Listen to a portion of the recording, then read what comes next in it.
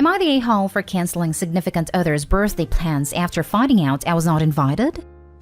Let me start the post off by saying my 21 female significant other's 22 male love language is gift giving. He loves to shop for people. He loves to give gifts, especially extravagant ones. For example, over the 3 years we've been together, he's given me a car, 3 dogs, a new phone, and many more smaller items. I, on the other hand, struggle with gift giving, especially for him. He is the person that if he wants it, he will buy it for himself. 2 different times I had purchased him a gift before the holiday rolled around. He had went and purchased the exact same thing for himself. So finding something he both likes and doesn't already have is a struggle. This year, I decided I would go above and beyond. I set aside a couple $1,000s, a lot for me, not so much for him, to make sure I can get him extravagant gifts. This year, he discussed with me he wanted to go to Puerto Rico. Immediately, I found a 4-bedroom house, more than enough room for his friends, him and I. He also booked a yacht for us to spend a day on. That ended up being more than I set aside for, but I booked a yacht anyway, since he always goes above and beyond for me. I don't wanted him to have a great birthday. Well, tonight I asked him if I should purchase his gifts here and travel with him, or if I should go shopping in Puerto Rico. He tells me I was not coming. Note, earlier this week he discussed us going to Puerto Rico. Also discussed how his friend would be traveling with us on this trip. So he immediately sensed my confusion. He quickly started backtracking and told me I would be coming, just at the end of the week, missing his birthday. My feelings were hurt at first. To think the person I wanted to spend my birthdays with doesn't want to spend theirs with me hit a little different. My feelings soon changed, as I realized this also meant I would miss out on a yacht I went over budget on. Immediately, I went to cancel the yacht, trying to get some form of payment back since it had already been 24 hours since booking. The yacht was a surprise, so it was never mentioned. But after canceling it and only getting partial refund, I told him what I had planned. I also told him since I would have to wait 5 days after his birthday to even see him, his gifts would not be as extravagant and I would not have things like a cake decorations or anything set up for him. He told me I was the a-hole. The yacht was for him and not me, so regardless if I attended, I should have left the reservation in place. He also tells me his gifts should not change since he will see me after his birthday. I disagree. I can't imagine spending thousands of dollars on gifts for someone just to give it to them a week after their birthday. I also cannot imagine spending over $1,000 on a yacht that I would never see. Am I the a-hole for canceling my plans for a significant other's birthday after finding out I am not invited? Now for the comments. He's either trying to spend his birthday with another girl, or spending his birthday with his friends is more preferable to him than spending it with you and friends. Either way, this is red flag territory, and I'd reassess this relationship. That's honestly the vibes I got. I found a way better house in the Dominican Republic, way bigger and quite a bit cheaper. He wouldn't even look at the house there and insisted to go to Puerto Rico. I got the vibes he had someone in Puerto Rico he wanted to spend his birthday with, but I also thought that might be a tad crazy. No, trust your gut. When someone shows you who they are, believe them. I would use the time he was gone to move out, kick him to the curb, and find someone who appreciates you. He does not come across as someone who is trustworthy. And cancel the whole thing immediately. Consider any lost deposit money well spent on the cost of learning who he really is and how little he values you. I'm sorry, you deserve so much better. Not today home. You purchased a trip for him, his friends, and yourself. He doesn't get to kick you out. Cancel the whole trip and cancel the relationship. Or go on the trip without him. Bring your friends, go on a yacht. I cannot imagine my significant other spending thousands of dollars on a vacation and not bring them along. It seems really suspicious to me. Maybe he has a side chick or was planning to get a birthday action out clubbing with the boys. Either way, it was selfish for him and you deserve better. I honestly got the second option vibes too. No reason I would hinder any plans he had going on. Seems like he just had things planned he didn't want me attending. Next story. Am I the a-hole for being a downer at my husband's grad celebration? My 30s female husband, 30s male, is graduating college. His class decided to go out to celebrate with drinks after their exams, but he said significant others weren't invited. He had a routine checkup with my primary just before the celebration started, and she found a lump on my breast. I'm young, but have a history of breast cancer on my mom's side. My aunt died before the age of 35 from it. She wanted me to get a biopsy that day and referred me to the correct place. It was going to be a few hours before they could see me, as they were doing her a favor and it was obviously short notice. I was a crying mess, so my husband reluctantly agreed for me to come wait for him at the bar for my appointment time. I got to the bar, introductions were made, and although I was quite scared, I felt I was nice to everyone and as talkative as I could be. I left my husband at the bar with his classmates and went for the biopsy, followed by mammogram. It was terrifying, but my doctor was great, and a nurse held my hand through it all. When I got home, my husband was pissed at me. Apparently, I offended his classmates because I was standoffish and rude to them, and in their words, just an overall downer that brought down the mood of the celebration. He said I embarrassed him, and he regretted having me join them. I now feel terrible, like I ruined his day to celebrate with his friends, and maybe should have just kept the situation to myself so as not to bring him and them down. Added key points. Yes, husband knew all details of cancer scare as soon as first appointment ended. I'm the only one working while he's in school. I did not pay for school. And just in case anyone other than the super kind person is wondering, I've taken him to a nice dinner after every milestone was passed, and as a consolation if things haven't gone great. I worked a side job while he's in class to save up secret money, and bought him a private deep-sea fishing charter for his graduation gift. I'm not a bad wife. I do what I can within my limited means. Wait, let me get this straight. You discovered something possibly life-threatening and at least life-altering, and instead of your husband staying at your side and help you through this experience, he chooses to go to a celebration and let you wait with him in the bar before scare exams, and then had the audacity to be mad about your mood. Holy cow, girl. This calls for some serious conversation between you two. But honestly, I see red flags all over. Not today hall big time, but your husband definitely is. Yeah, just to doubly point out here, Opie, he should not have even gone to his graduation. He should have been by your side for the wait, the appointment, and the rest of the day/evening. You need to have a long think whether you want to be with a man who cares so little about you. Your husband was unsympathetic, unsupportive, and plain cruel, and his friends were damn out of line. There's no way I'd even listen to my friends criticizing my partner like that, let alone repeating the message to him. You were getting a biopsied mammogram, in itself a scary thing, but worse because you have a history of cancer. And not only did your husband not go with you, but he criticized you for acting down? I hope he changes his attitude. I'm betting the friends didn't say a word. I reckon this is all because hubby knows he was being a royal a-hole and is flipping it right back at Opie. Or worse, he mentioned where she was going, and they either directly or indirectly let him know he was totally in the wrong, and he's taking it out on her. I really doubt they said anything about her at all. Did your husband know that your doctor found a lump? What the ever-loving hell?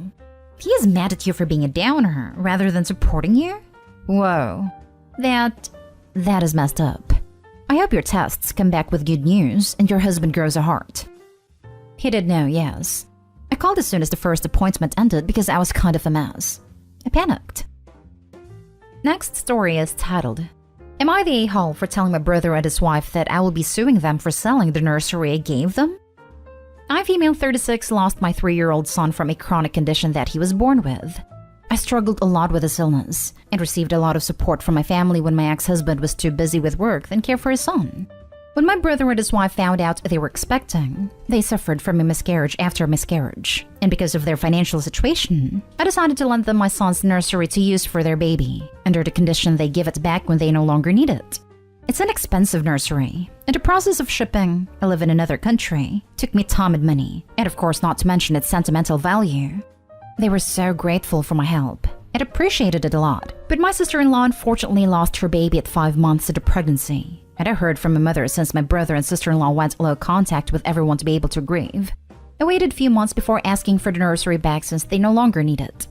I called and asked my brother to send it back despite how cruel I sounded, but I just had to get it back. But I was shocked after my brother said they sold it. All of it. Every single piece. I asked why, and he said his wife was depressed and he needed money to take her on a vacation a month ago. I lost my temper and started screaming at him on the phone, reminding him that this belonged to my son, and only for them to borrow, not sell. He apologized and asked me to be understanding of his wife's position as a grieving mother myself. I said no. They should have considered how selling my son's nursery would affect me as a grieving mother. And he replied that he didn't think I was being fair to scream at him for wanting to help his wife through these hard times. I told him that is not my problem, and that I will be suing them both over the nursery and for every penny made out of selling it. He called me nuts and hung up, then called my parents. They tried to get involved after I threatened to sue and called me callous and unhinged for threatening my brother and sister-in-law with court and told me to let it go. That I don't need the nursery. It is not worth causing permanent damage in my relationship with my brother over a few pieces of furniture. My ex-husband blamed me, saying it was my fault for giving the nursery to my brother, but I just wanted to help. He keeps pushing for the idea to sue, but my parents are telling me not to. Am I the a-hole for wanting to sue them for the nursery that cost us nearly over $4,000? Just to explain something, my ex-husband gets a say because he paid for the nursery as well, but he keeps pushing for me to sue and told me he'll do it if I choose to back down. He keeps saying it's my fault for letting my brother have the nursery in the first place, and is very upset with me about it. It was so unbelievably cruel and selfish for them to sell mementos of your son for a vacation. You lending them the nursery for free represents how highly you regarded them, and how you very kindly hoped that they would honor your son's memory by bringing up their own child with this nursery. And they in turn said, your love of your deceased son means nothing to us. It is only worth as much as we can get breaking the set down and selling it. Sue their pants off. Go with your parents' pressure and pretend to be ready to move on if they apologize for selling items they were supposed to return to you, out of emotional desperation if you have to. Anything to get them to admit in writing/text that it was a loan, not a gift. Then absolutely rinse them in court. This. Sue them for every penny, and then the legal fees. For a vacation? I cannot even believe this. We all have awful, traumatic events. What we don't all do is sell sentimental items that weren't ours that we promised to return because we needed a vacation. I'm so angry and disgusted with them both on your behalf. Edit to add. I'm trying to imagine the effing discussion that took place at the level of pure audacity, selfishness, and dismissiveness, and after Opie did these guys a huge favor too. Sweetie, I need to get away. I'm so depressed. But we have no money. Oh, but we have her nursery. But didn't Opie ask us to return it? And it's quite expensive. She probably forgot about it. Also, I need this. She might be mad, but I'm sure she'll let it go. Let's sell it. Go on vacation and worry about it later. Consequences happen. Cue shocked Pikachu faces. I need to get off this thread. My blood is boiling. The words I'd like to use to describe those two are words that would get me banned. Get a lawyer and get the ball rolling. Now. This needs consequences. It was not theirs to sell. It's yours. I understand her grieving, but that was probably a reminder of your son you wanted to hold on to. I'm sorry you had to go through all this, but you should definitely sue. They clearly don't respect you. Exactly how I explained it to my parents, but they suggested I stop bringing it up now, and that they'll pay me money every month till I get the full cost. But I feel like by doing this, they're enabling my brother's behavior and making excuses for him. They are enabling him. He was completely out of place, and the money won't replace the memories they took from you anyway. Now for the last story. Am I the a-hole after no longer allowing my mother-in-law's friend to babysit my children after she started calling them her babies? I'm 26 female, I'm the mother of 2 kids, 4 female and 3 male. My husband, 27 male, and I both work office jobs, and due to this, we need someone to watch the kids while we aren't home. We mostly had babysitters, but a few months back, my mother-in-law, 48 female, suggested that her friend could watch them for free. I told her it wasn't necessary since we could afford a babysitter just fine, but she insisted. I didn't really see any harm in it after she kept asking, so I gave in and her friend, 45 female, started babysitting our kids. Everything was perfect for the first few months. She was always on time and always fed my kids and put them to bed at the time I suggested. My kids seemed to really like her. But about a few weeks ago, my oldest came to me and asked me if I was their real mommy. I was confused and asked her what she meant. Well, it turns out mother-in-law's friend had been telling my kids that they were her babies. And when they protested saying they weren't, she would yell at them saying that I was just their moneymaker and that she was their real mommy. I told my husband about this and he hired a babysitter on the spot.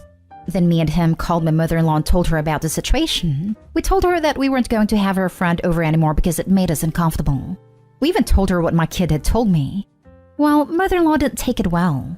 Over the phone, she started screaming, saying that, quote-unquote, my friend doesn't have any kids or grandchildren, so your kids are the closest thing she's had to it, and you're going to take that away from her? My husband and I tried to calm her down, but after a bit, we just hung up. I received a photo of my mother-in-law's friend crying on mother-in-law's couch later that night. I feel horrible for making her upset, but I don't like how she was telling my kids these things. I understand that she doesn't have kids, but that doesn't excuse her behavior. But for my peace of mind, am I the a-hole? Not the a-hole. If anything, you underreacted. Would your mother-in-law ever help her friends see them? To the point of taking the kids behind your back and take them to a few sessions with a therapist. They were clearly confused, and the damage this unhinged woman did can run deeper than you know right now. Kids internalize that kind of stuff. Not the a-hole. She claimed ownership of your kids and decided to hide it from you for a long period of time. During this time, she viciously yelled at your kids for denying this claim and defending you. That's not a woman whom you want around your kids. She doesn't sound mentally stable, and it makes the kids doubt their identity and be dubious of your motherhood and your relation to them, which is vastly detrimental to them. It has the potential to cause further problems. It's sad that she doesn't have any kids of her own, but it seems like she has gone too far, and she isn't able to take care of them while thinking of them as hers and ingraining this mindset in them. She proved incapability to do that. It's not your fault. You gave her the chance to prove herself, and unfortunately she failed. You're not the ones to blame here. Mother-in-law's anger was directed at you and justifiably, but in these situations, the victims try to blame others. Moreover, I don't know if it's just me, but I found whole sent you a picture of her sobbing thing weird. Who takes a picture of his friend whilst she's crying and sends it to someone else to guilt trip him, implying that he has caused it? It seems unhinged and unnatural. I don't know if the friend consented to this or not. If she did, she was an accomplice in an attempt to guilt trip them into making them feel guilty and rehire her. Whereas if it was done unbeknownst to her, it crosses the line. She was vulnerable, and mother-in-law took advantage of that to prove her point.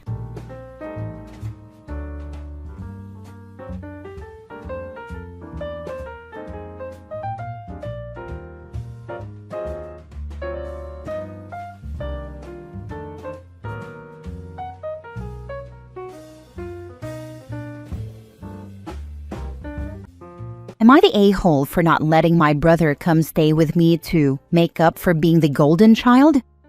I, 20 male, have a brother, 18 male, and growing up, he always saw me as our parents' favorite kid.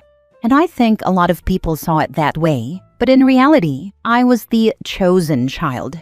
My parents paid way more attention to me and were more involved in my life.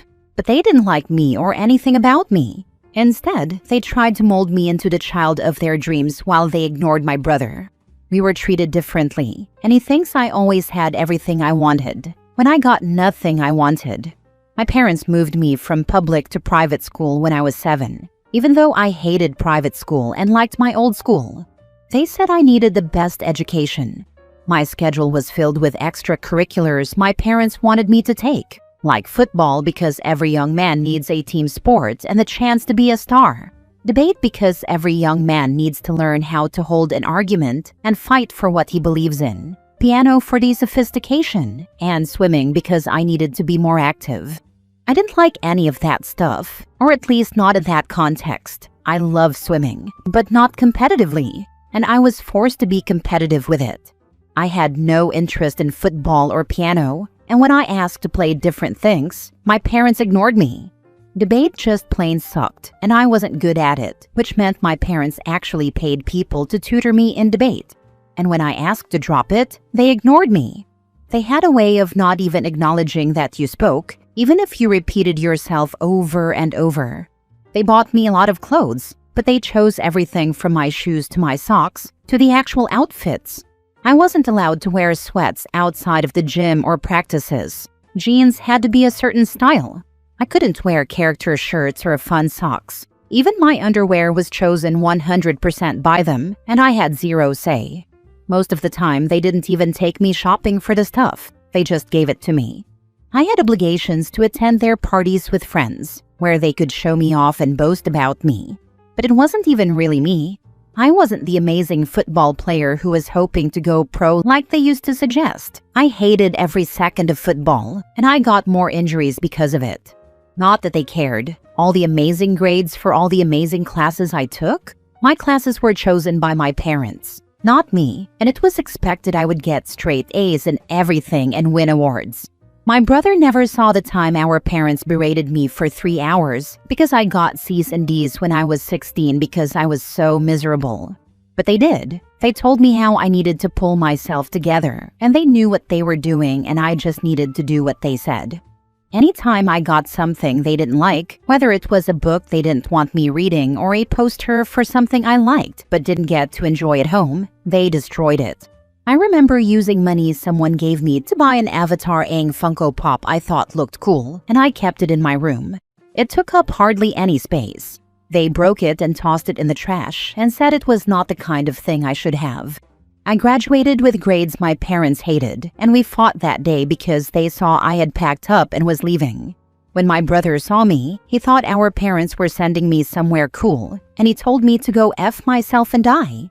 In reality, I was homeless for a while and landed on my feet once I got a trainee position at my job. I'm only now just on my feet, and none of it had anything to do with my parents.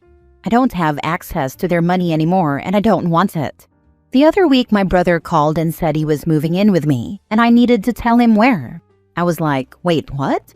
And he started yelling and told me Mom and Dad's golden child doesn't get to say anything, but yes, because I need to make all those years where I was the favorite up to him.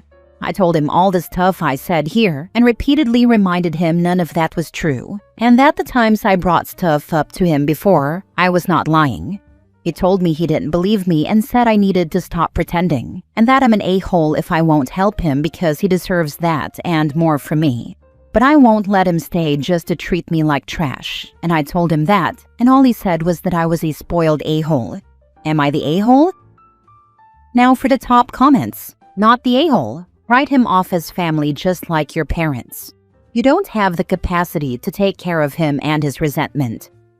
This part, besides his not believing OP, doesn't negate it being OP's experience. Brother needs to find somewhere else to live where his resentment will be soothed and eventually healed, not triggered and made to boil over. What a bizarre attitude. Not the a-hole. He has already formed an image of you that's imagined, and he will not listen to your real story. Might as well go limited contact with him. He will probably take a while before he listens to your side of the story. We haven't had any contact since I moved out, until the call where he wanted to know where I live. So we're definitely already in low contact territory. I'm not so sure we should ever have more contact in reality. I don't see his image of me changing or his willingness to believe me improving. Give it time. No point rushing it. If you don't visit your parents for festivities or holidays, he will surely add things and figure out listening to your side of the story. I haven't seen or spoken to my parents in over 2 years, but he still doesn't figure it out. He just thinks I'm being spoiled and pampered somewhere with their money paying for it all. Next story. Am I the a-hole for telling my parents they've shown favoritism and now being essentially disowned after the birth of my second child? My wife and I just had our second child. Leading up to the birth, we had asked my parents to come support us a couple of weeks after the due date because our older daughter is starting kindergarten, which we knew would be a major transition for her. My mom had been in communication with my wife earlier in the year about when they'd be most needed. It was clear their presence that week would mean a lot. Then in June, my mom casually dropped that they had forgotten they already committed to watching my sister's dogs, while she and her husband took a vacation and they couldn't change it. I got upset and said I felt blindsided. It kicked off a months-long back and forth where I tried to explain that this felt like another instance of my sister being prioritized, something I've felt for most of my life, even if it was never explicitly acknowledged. I tried again just recently to explain why this was painful and that it felt like I was being told, again, that I was less important. Dad acknowledged that my sister and I were treated differently, but brushed it off as, well, she was a girl and you were a boy, adding that I'd learned this as well, implying it was normal for different treatment to reflect gender, as if that justified everything. My father eventually exploded in anger during the call and hung up on me as I tried to explain a few other circumstances that occurred and how they made me feel. I also pointed out that if things were reversed, I would have received an F no, and knowledge of that alone would preclude me from even requesting they watch my dogs in lieu of being there for the birth of my sibling's child. Now I have no idea what to do. I feel like unless I completely accept their version of events, that they've always treated us equally, that this was just a scheduling issue, then I'm effectively out of the family. So, am I the a-hole for not just letting it go, especially now that they're older and time with them is limited? Not the a-hole. They've made their choice. Let them accept the consequences. Don't call them. Don't text them pictures. Let them embrace being grandparents to your sister's dogs. If they request pictures, send pictures of the dog. A dog, random dogs from the internet. What to do is quit arguing with them. They are not ever going to hear you and agree with you. Now you can decide if you are okay with things like they are, knowing they are going to disappoint you, but that they will be in your life some. Or you can go low contact and only see them at Christmas and other times when all the family is together, or not at all and limit it to phone calls. Or you can go no contact. You are only going to make yourself nuts trying to get them to understand. Thank you. I think you've given very sober advice. I appreciate your words and your time. Good advice for sure, but there is a reason they won't change. Remember that part of the issue is they can't recognize the issue. Otherwise, they must admit to themselves about bad parenting and playing favorites. So they won't. This may also be your problem. Perhaps you kept being the nice person and being there even as you were treated second. If so, you are rewarding them for their behavior. Does your sister help them? Is she present? If they need something, who do they go to? To be respected, you must also act in a way that will force respect. Frankly, missing your child while being there for the dogs is a pretty grave matter. This is a good time to take action. Withhold your presence. Do not be petty in words, as that will only give them an excuse to justify themselves. Just be unavailable. Do not send pictures of your children. Family meeting? Something more important came up, so you won't go. If they want to see the children, they must make the effort, and do not shift anything to accommodate them. They need help? Ask sister. You have a young child and can't make the time. If she can't, tough luck. If they want to keep contact, they must work. And if they do not, then you have your answer. They don't need you in your life, and you don't need them in yours. Next story. Am I the a-hole for kicking my down-on-his-luck friend out of my apartment for disobeying my one rule? A friend of mine, 22 male, has been down on his luck recently and decided he wanted a fresh start in a different state. He reached out to me, 30 male, and asked if he could crash on my couch for a while until he could get his life together. I've known him for a long time, and I genuinely wanted to help, so I agreed. Since then, I've been supporting him quite a bit, buying groceries, filling up his gas tank, and covering small day-to-day expenses so he could focus on getting back on his feet without stressing about money. When he first moved in, I made things as easy as possible for him. I gave him free reign of the kitchen, let him use my laundry machine, and even told him he could treat the place like his own. I only had one rule. He was not allowed to bring girls over to stay the night. I didn't think this was unreasonable. This is my home, not a party spot, and I wanted to avoid any drama, noise, or disrespect. He agreed to it and said he understood. It's been 3 weeks since he arrived, and unfortunately, he's already broken that one rule twice. The first time he brought a girl over, and when I confronted him the next morning, he claimed he had been drunk and it was an accident. I wasn't thrilled about it, but I let it go with a warning because I didn't want to make things worse for him while he was struggling. But then last night it happened again. This time there was no excuse. When I confronted him, he flat out admitted it, saying, "I'm sorry, I just needed to get one out." I was stunned by the bluntness of it because it showed he wasn't even pretending to respect the boundary I had set. I told him it was fine for her to stay that night, but he needed to leave with her in the morning. I wasn't trying to be controlling or jealous. It was simply about respect in my own home. I feel like I've been generous, opening my door, feeding him, and helping him financially. But if he can't follow the one basic rule I set, I'm starting to wonder how long I can realistically keep this up. Now for the top comments. If he's got money to be out getting drunk and picking up girls, then why does he need you to buy his groceries and put gas in his car? He's taken advantage of you. This. He might be a cool guy to hang around with and you're a good person for having empathy, but he is taking advantage of you for sure. Don't argue logically with a leech. Funny how people who can't follow simple rules always end up down on their luck. And funnier how someone so broke he can't afford gas or food can afford to get so drunk he forgot the one rule, and then afford to take a girl out just to bring her home to get one out. If she was there naked in the couch with him when he said that, I'm sure it made his guest feel real special. Not the a-hole. This dude just learned a hard lesson. Nope, he didn't. He'll just blame OP ruining his second chance. Last story. Am I the a-hole for telling my friend that my life has changed, so it is what it is? I'll try and keep this nice and short. I've always been my good friend's go-to to look after her kid. He's 7 years old now, and I've been his preferred sitter, if you will, for his whole life so far. My friend has always worked odd hours and regularly needs people to watch him. I don't work and had all the time in the world, so I never minded watching him for her. I adore her child, and he adores me. She would always throw me some money too. It's important to note that she was giving me a little money to look after him, not pay me for babysitting. However, I then got pregnant with my first after a very long journey of TTC. Throughout my whole pregnancy, I still watched her child for her all the time, but we did have a conversation where I let her know that once my baby was here, I wouldn't be able to watch him as much, as I'd have my own things going on, and she seemed to understand at the time. My baby is now here. I'm nearly 2 months postpartum, and my life has completely changed. All my focus and energy goes on my child, and I've not looked after her son for her these last 2 months. Yesterday, she asked when I would be ready to start looking after her child again for her, and I straight up told her that it wouldn't be anytime soon.